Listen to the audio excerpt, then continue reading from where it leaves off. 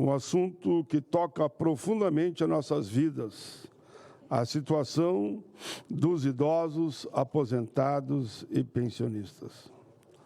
Ao longo dos anos, essa parcela da sociedade brasileira tem sido negligenciada pelos governos, infelizmente, sofrendo com problemas que se agravam no dia a dia. O mundo ficou indignado, Vossa Excelência deve ter visto também, é um dos presidentes mais bem informados que eu tive a alegria de dividir os trabalhos nessa casa. O mundo ficou muito indignado com o vídeo de uma mulher tentando sacar um empréstimo no nome de um idoso morto. E o idoso morto que ela trazia numa cadeira de rodas e queria ali fazer com que aquele cidadão morto pudesse, inclusive, apresentar a sua digital, enfim, para que ela pudesse tirar o dinheiro dele do banco. A agressão chegou ao extremo do extremo. Isso foi aqui no Brasil e repercutiu no mundo todo essa questão, com as câmeras, inclusive, filmando ali aquele cidadão morto na cadeira de roda e ela pegando na mão dele e querer que ele assinasse com a digital, consequentemente, assinasse com a digital para que fosse liberado o empréstimo que ela queria retirar o dinheiro dele mesmo.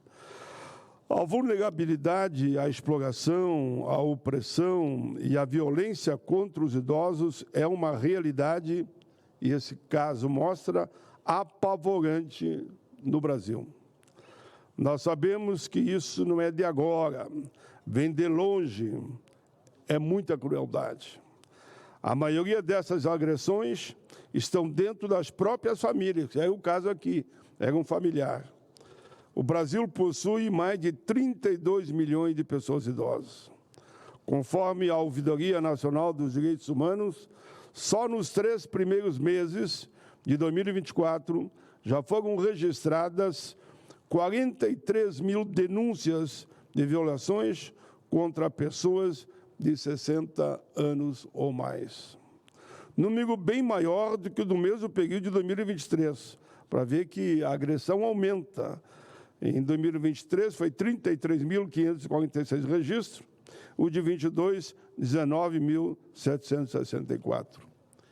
Entre os abusos mais comuns esse ano, destaques para a negligência, 17,51%, exposição de risco em saúde, 14,68%, tortura psiquiátrica, 12,89%, maus tratos, 12,20% e violência patrimonial, 5,72%. O Estatuto da Pessoa Idosa, Lei número 10.741, de 2003, prevê como crime a conduta de colocar em risco a vida ou a saúde do idoso. Estatuto da Pessoa Idosa, que eu tive a satisfação de ser o autor, principalmente aqui nesse caso, através de condições degradantes ou privação. O Brasil precisa investir em educação, conscientização sobre o direito dos idosos, tanto no setor privado como em políticas públicas. Senhoras e senhores, os aposentados e pensionistas são verdadeiros pilares do nosso país. Com décadas de trabalho duro, contribuíram para o crescimento e o desenvolvimento do Brasil. Suor, lágrimas, mãos calejadas, alegrias e tristezas fazem parte da trajetória desses cidadãos que dedicaram sua vida ao serviço do país. Religiosamente, contribuíram para a Previdência Social, participando de lutas por respeito e dignidade. Não podemos permitir que sejam tratados como invisíveis, pois são verdadeiros espelhos da nossa sociedade.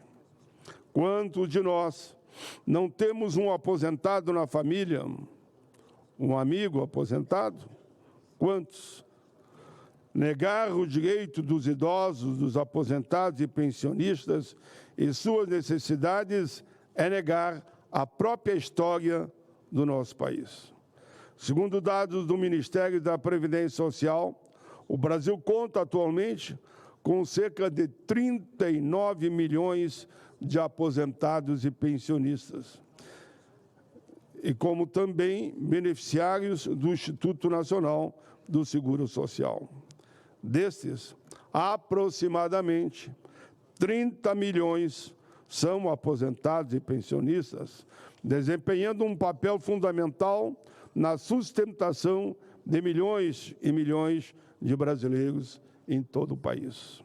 O INSS é considerado o maior programa previdenciário do mundo e a sua importância se reflete em mais de 60% dos municípios brasileiros que dependem dos benefícios previdenciários para a sua sobrevivência econômica.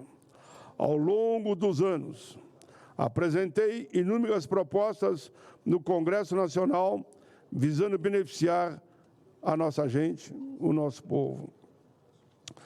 Por exemplo, projeto de lei para recompor o valor das aposentadorias e pensões com o mesmo valor da época do recebimento do benefício. Projeto de lei para reajustar o valor das aposentadorias e pensões acima do salário mínimo. Projeto de lei estendendo o reajuste do salário mínimo às aposentadorias e pensão. Projeto para acabar com o fator previdenciário. Projeto que cria o 14º salário para aposentado e pensionista. Projeto da desaposentação, que está na pauta das comissões. Entre tantos outros, essas ações legislativas demonstram o esforço que fizemos e continuaremos fazendo em benefício desta causa. Essas questões aqui citadas precisam ser solucionadas o quanto antes. Chamo a atenção dos meus pares, senadores, senadoras, deputados federais, deputadas.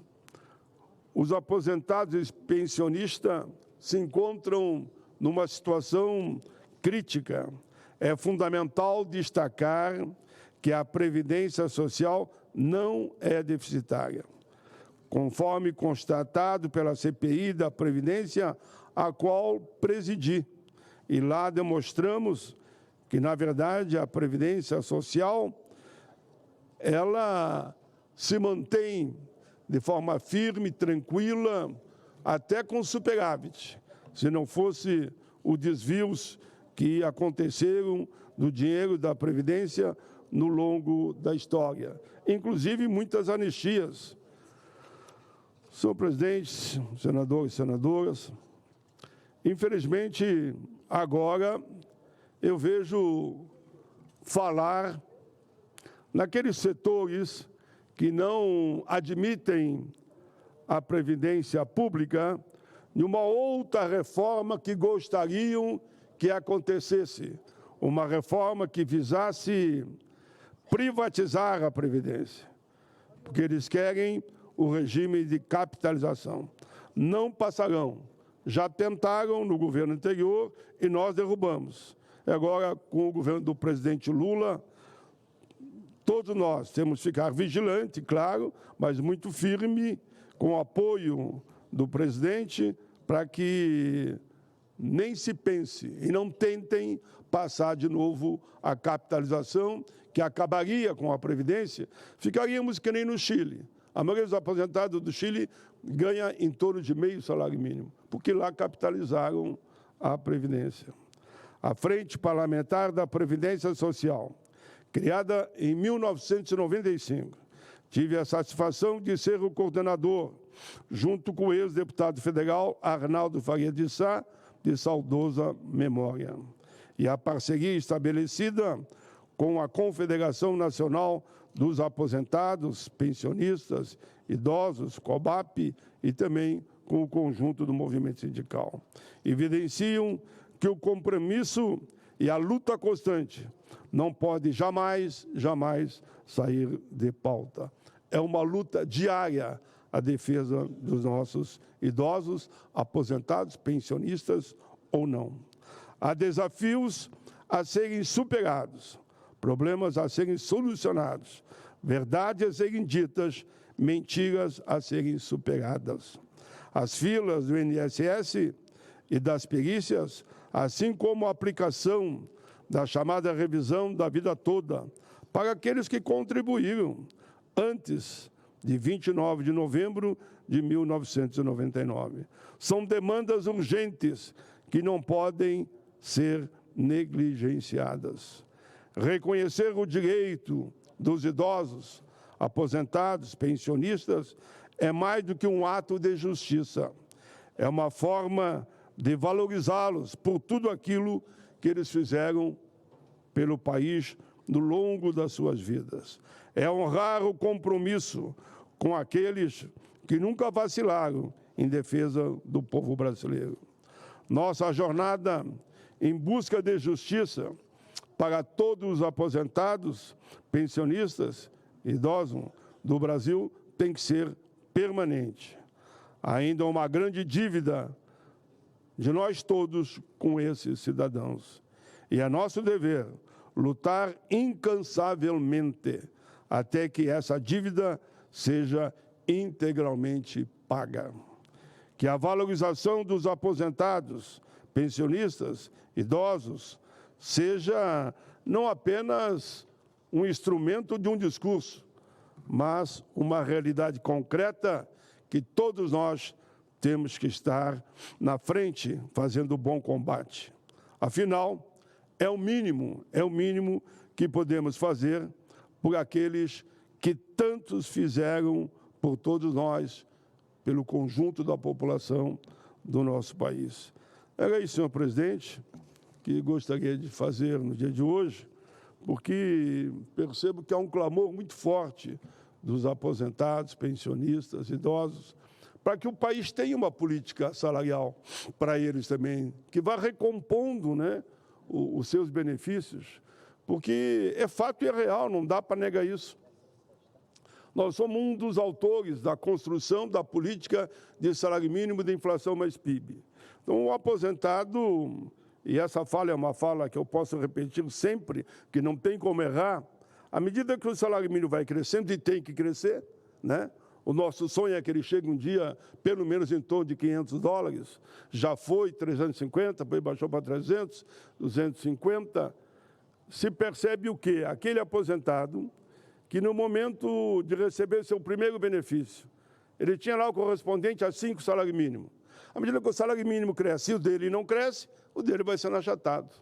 Se continuar sem isso que eu estou propondo, e já aprovamos aqui, o projeto está lá na Câmara dos Deputados, com o tempo, todos os aposentados e pensionistas estarão ganhando um salário mínimo.